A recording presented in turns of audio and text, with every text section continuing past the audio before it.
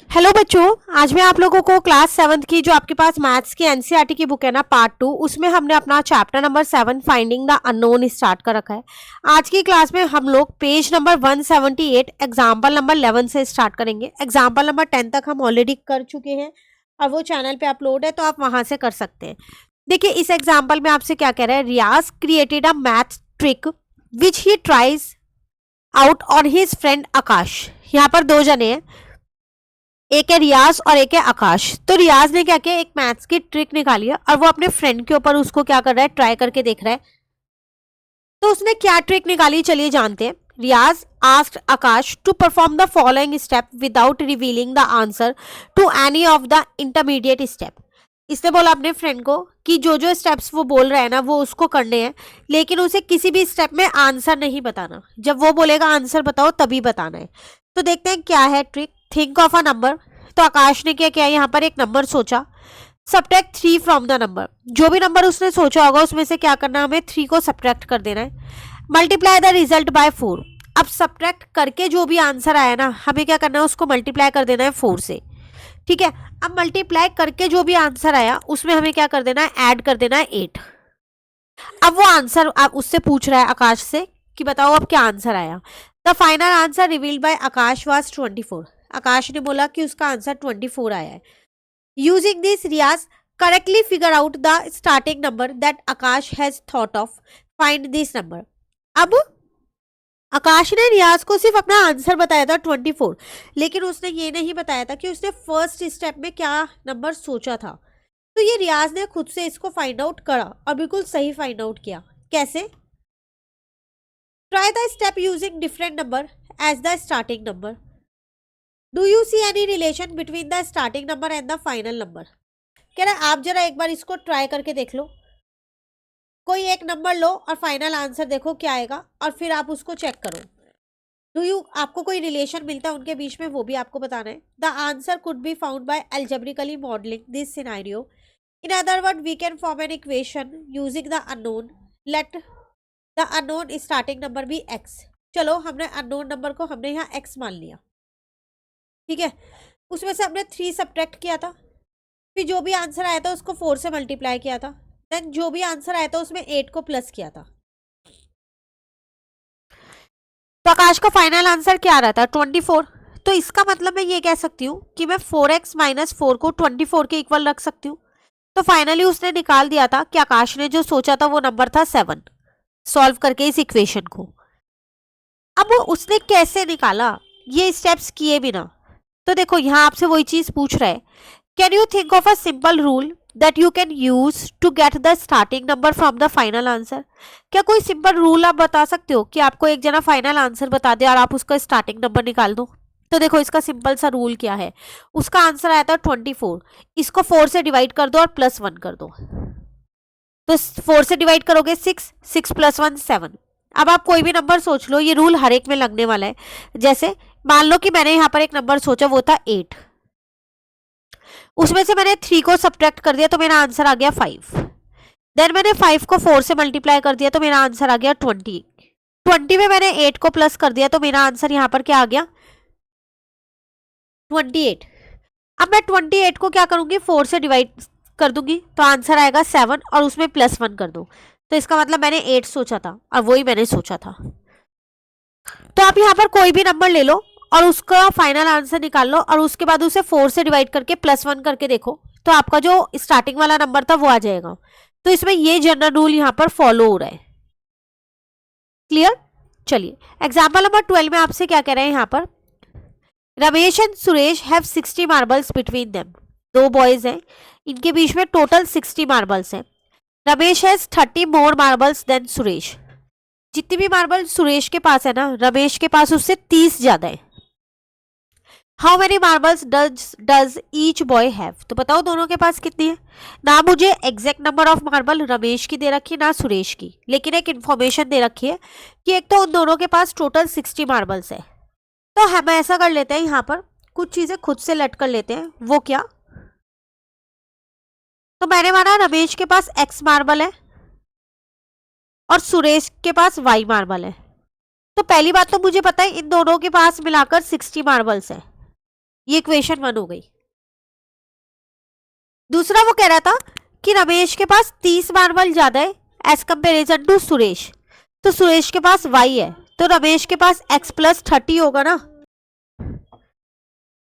क्योंकि वो यही कह रहा था ना रमेश के पास उससे 30 ज्यादा है। तो यहाँ पर वही दो इक्वेशंस हमारी बन गई।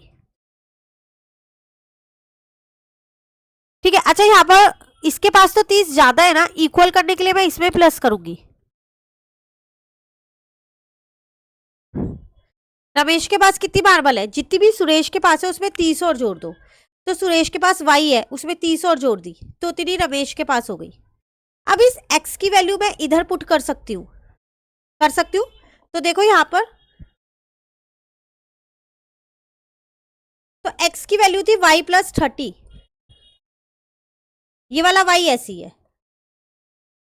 इस 30 को दूसरी साइड पे ले गई तो सब्ट्रैक्ट का हो गया। इसका मतलब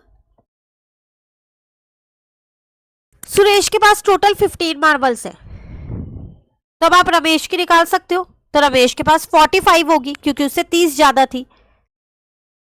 ठीक है। तो यहाँ पर ये दो इक्वेशंस बनी थी और हमने इन दोनों इक्वेशंस को सॉल्व किया और फाइनल आंसर निकाल लिया। अब इन्होंने कैसे निकाला है वो यहाँ पर देखिए। How do we find the unknown using this equations, कह रहा है इन इक्वेशंस का यूज करके। तो आप कैसे इन अननोन को निकालोगे इन इक्वेशंस को सॉल्व करके। तो so far we have only developed a strategy to solve an equation with one unknown. अगर हमारे को एक अननोन पता होता है तो हम इजीली निकाल देते थे, लेकिन हम ऑलरेडी इन दो इक्वेशंस को सॉल्व कर चुके हैं सब्स्टिट्यूशन मेथड लगा के, वैल्यूज को पुट करके। तो वही चीज इन्होंने यहाँ पर करी है, वैल्यूज को पुट करके इसको सॉल्व कर लिया। और आपसे पूछ भी रहा है use this to find both the unknown, तो आप इन दोनों अननोन्स को यहाँ पर निकाल सकते हो। तो y+30 इज इक्वल्स टू में x था, तो इसका मतलब 15+30 इज इक्वल्स टू में x हो जाएगा। तो x की वैल्यू यहाँ से आपने 45 निकाल ली। तो ये दोनों अननोन्स आपने क्या किए, फाइंड कर दिए इन दो इक्वेशंस की हेल्प से। क्लियर। नाउ अब आपसे क्या कह रहे हैं, जनरेटिंग इक्वेशंस, किस तरीके से हम इक्वेशंस को जनरेट कर सकते हैं। So far we have solved a given equation to find the value of latter numbers। अभी तक हम क्या करते थे, हमें इक्वेशंस दी होती थी और हम उसे सिर्फ सॉल्व कर लेते थे, उसमें जो भी अननोन होता है उसको निकाल लेते थे। Can we do the reverse, क्या हम उल्टा कर सकते हैं। हमें इक्वेशन दे रखी होगी और हमारे को क्या कहते हैं, यहाँ पर हमारे को सॉल्यूशन दे रखा होगा और इक्वेशन हमें खुद से बनानी होगी। अभी तक ऐसा होता था, हमें इक्वेशन दी होती थी और हम सॉल्यूशन निकालते थे। अब वो आपसे कह रहा है अब आप इसका उल्टा कर दो, write equation using a given value of letter number. अब आपको इक्वेशन बनानी है, आपको सॉल्यूशन दिया होगा, जैसे write equation whose solution is y is equal to 5। Share the equation you made with each other and discuss the method use. अब आपको एक ऐसी इक्वेशन बनानी है यहाँ पर जिसमें y की वैल्यू 5 आए। आपकी मर्जी है, कोई भी बना सकते हो, जैसे कि इन्होंने यहाँ पर बनाई है। Two such equations are y+1 is equal to 6, क्योंकि जब ये 1 इस साइड जाएगा तो माइनस का हो जाएगा, तो y की वैल्यू 5 आ जाएगी। उसी तरीके से 3y इज इक्वल टू 15, जब ये 3 इधर जाएगा तो डिवाइड का हो जाएगा, तो y की वैल्यू 5 आ जाएगी। तो ऐसे आप बहुत सारी इक्वेशंस बना सकते हो। आगे आपसे क्या कह रहे हैं, consider the following chain of equation where 1 is obtained from the previous one by performing the same operation on both side. तो देखो यहाँ क्या कह रहा है, अब आपको ना यहाँ पर चेन ऑफ इक्वेशंस दे रखी है, जैसे where 1 is obtained from the previous one. आप एक इक्वेशन से दूसरी इक्वेशन निकाल सकते हो। कैसे निकाल सकते हो वो यहाँ देखो, आपको दे रखा है y+1 जो है वो 6 के बराबर है। अभी आपने ऊपर देखा कि इक्वेशन थी, इसमें उसने क्या किया, मल्टीप्लाई कर दिया दोनों साइड पे -1 से। जब भी आप कुछ चीज़ मल्टीप्लाई करते हो ना, इस चीज़ का ध्यान रखना, आप लेफ्ट और राइट दोनों साइड पे करोगे। तो यहाँ पर y प्लस का था माइनस का हो गया, 1 प्लस का था माइनस का हो गया, 6 प्लस का था माइनस का हो गया। अब उसने क्या किया, यहाँ पर दोनों साइड पे y प्लस कर दिया, यहाँ पर भी कर दिया और यहाँ पर भी। तो ये तो आपस में कट गया, फाइनली आपके पास ये रह गया। ठीक है। अब उसने क्या किया, दोनों साइड पे 6 प्लस कर दिया, तो ये 6 तो आपस में कट गया, तो यहाँ पर 5 आ गया। तो एक और इक्वेशन बन गई ऐसी। तो आपने एक इक्वेशन से एक और इक्वेशन निकाल ली। सिमिलरली आपको एक इक्वेशन ये दे रखी थी 3y इज इक्वल टू 15। इसमें इन्होंने क्या किया, पहले 6 प्लस कर दिया, तो दोनों साइड प्लस करोगे तो यहाँ आ गया 3y + 6 और 15 में 6 प्लस किया 21 आ गया। अब इसने दोनों साइड पे 3 से डिवाइड कर दिया, तो इसको 3 से डिवाइड करोगे तो y आ जाएगा, इसको डिवाइड करोगे तो 2 आ जाएगा, इसको डिवाइड करोगे तो 7 आ जाएगा 3 से डिवाइड करोगे तो। अब यहाँ पर दोनों साइड 2 को सब्ट्रैक्ट कर दिया, तो यहाँ से सब्ट्रैक्ट करोगे तो y बचेगा, यहाँ से सब्ट्रैक्ट करोगे तो 5 आ गया। तो एक इक्वेशन ये भी है जिसको आप सॉल्व करोगे तो y की वैल्यू 5 आ जाएगी। तो ऐसे आप y = 5 के लिए कई सारी इनफाइनाइट इक्वेशंस को बना सकते हो। ठीक है, आगे आपसे क्या कह रहे हैं यहाँ पर, can you form a chain going from the bottom equation to the top, compare the operation used when going from top to bottom and from bottom to top. तो अगर आप देखें तो आपसे यहाँ पर क्या कह रहे हैं, कह रहे हैं क्या ये चेन आप दोबारा बना सकते हो बॉटम से टॉप पे जाने के लिए, तो क्या क्या आप ऑपरेशंस यूज करोगे। देखो, जब आप टॉप से बॉटम पे आए हो तो जो जो ऑपरेशंस आपने यूज किए हैं उसको पलट दो। अगर आपको कहाँ पर जाना है, किससे सॉल्व करना है, अगर आपको बॉटम से टॉप पे जाना है तो जैसे आपके पास था y = 5 है, तो आप क्या करो, इसके अंदर पहले दोनों साइड +2 कर दो, यहाँ सब्ट्रैक्ट है ना उसका उल्टा कर दो, तो y + 2 और यहाँ पर 5 + 2 7 हो जाएगा। उसके बाद डिवाइड बाय 3 था तो आप मल्टीप्लाई बाय 3 कर दो, तो जब इसको मल्टीप्लाई करोगे तो 3y + 6 और 7 में 3 से मल्टीप्लाई करोगे 21 हो जाएगा। ठीक है, नाउ एडिंग 6 था तो आप सब्ट्रैक्ट 6 कर दो, तो +6 - 6 कर दो, इधर सब्ट्रैक्ट करोगे तो 15 हो जाएगा, तो ये तो कट गया, तो फाइनली आपकी इक्वेशन आ गई है। यहीं से तो शुरू किया था। तो जब भी टॉप से बॉटम दे रखो और बॉटम से टॉप पे जाना हो तो आपको क्या करना है, जो जो ऑपरेशंस आपने किए ना उनको पलट दो, सब्ट्रैक्शन को एडिशन बना दो, डिवीजन को मल्टीप्लिकेशन बना दो, तो अपने आप वापसी टॉप वाली इक्वेशन पे पहुंच जाओगे। तो आपसे वो वही बोल रहे हैं, can you form a chain, क्या आप चेन बना सकते हो, तो ये चेन हमने बना दी, बस साथ में लिखते रहना है एडिंग, मल्टीप्लाइंग और सब्ट्रैक्टिंग, और ऑपरेशंस को कंपेयर करने के लिए बोल रहे हैं। तो हमें पता चल गया टॉप से बॉटम पे आने के लिए जो ऑपरेशन हमने यूज किया है, बॉटम से टॉप पे जाने के लिए उसके इनवर्स ऑपरेशंस हम यूज करेंगे। क्लियर, आगे आपसे क्या कह रहा है, without calculating can you find the value of unknown in each of the equation in the chain above. यार आपको कैलकुलेट नहीं करना, क्या आप अननोन वैल्यू की, जो अननोन है उसकी वैल्यू बता सकते हो, जो भी इक्वेशन ये ऊपर दे रखी है। डेफिनेटली, क्योंकि ये हमने इक्वेशन बनाई थी किस सॉल्यूशन के लिए, y = 5 के लिए, तो इसका मतलब यहाँ पर जो भी अननोन वैल्यू होगी उसका जो वैल्यू आएगी वो कितनी आएगी, 5 आएगी, हमें उसे कैलकुलेट करने की ज़रूरत नहीं है। ठीक है, देन एक यहाँ पर आपको दे रखा है हिंट में, उसे भी देख लेते हैं।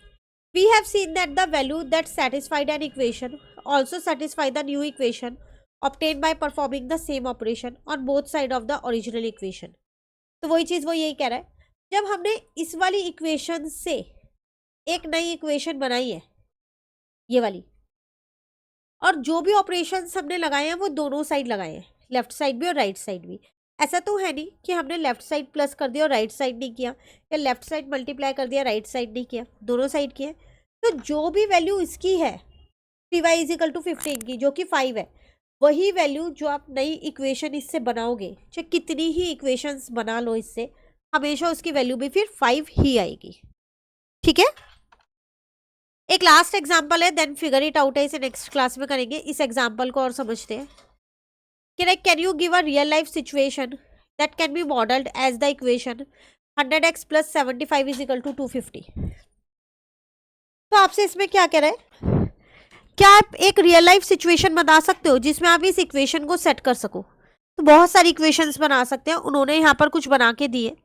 If you think of this number as representing money, चलो मैं मान लेती हूँ कि ये मनी को रिप्रेजेंट करता है, तो we can see that the total money is 250। तो मैंने माना मेरे पास टोटल 250 रुपीज़ थे। Now there are 2 terms that are adding to 250। 2 terms हैं जिन्हें प्लस करके 250 आना चाहिए, क्योंकि आपको यहाँ दे रखा है 100x एंड 75, ये 2 टर्म्स हैं। The second term in the LHS is 75 is fixed, वो तो फिक्स्ड है, तो वो चेंज नहीं होगी। क्यों? क्योंकि उसके साथ कोई वेरिएबल नहीं लगा हुआ। बट ये 100x वाली चेंज हो जाएगी क्योंकि इसके साथ वेरिएबल लगा हुआ है, डिपेंड करता है उस वेरिएबल की वैल्यू क्या है। the value of the first term would change based on x. So we can think of 100 as a number of units and x as per the cost per unit. For instance, x could represent the cost of plate of snacks and 75 could be the delivery charges. जैसे आपको याद होगा हमने किया था मधुबंती की family में, जब कुछ फ्रेंड्स आने थे, किया था ना, तो ये वही सिचुएशन बना दी। तो मैंने एज्यूम कर लिया कि पर प्लेट 100 रुपीज़ चार्ज है, टोटल जितनी प्लेट बनाओगे इतना चार्ज हो जाएगा। एक्स जो है वो मेरी नंबर ऑफ प्लेट्स हो गई, प्लस 75 रुपीज़ डिलीवरी चार्ज लगेगा, टोटल आपका 250 चार्ज लग रहा है। तो आपने ये सिचुएशन यहाँ पर लिख दी। ऐसे आप कोई और सिचुएशन भी बना सकते हो, ज़रूरी नहीं है जो इन्होंने बनाई वही आप बनाओ। तो एग्जाम में कई बार आपको इक्वेशन दे देगा और आपको बोलेगा उसकी स्टेटमेंट बनाओ। तो जिनके आगे वेरिएबल नहीं होता वो फिक्स्ड होते हैं, ये ध्यान रखना, आप उसे नहीं चेंज कर सकते। तो नॉर्मली उसे कोई फिक्स चार्ज, डिलीवरी चार्ज यही मान के चलना। जिनके साथ वेरिएबल होता है वो फिक्स्ड नहीं होते, वो वेरिएबल होते हैं, चेंज होते रहेंगे। तो आप उसको किसी की भी पर प्लेट या फिर पर कोस्ट के हिसाब से निकाल सकते हो। ठीक है, चलिए फिगर इट आउट के छोटे से क्वेश्चन है, आसान है, नेक्स्ट क्लास में इन्हें भी कंप्लीट कर लेंगे। Thank you.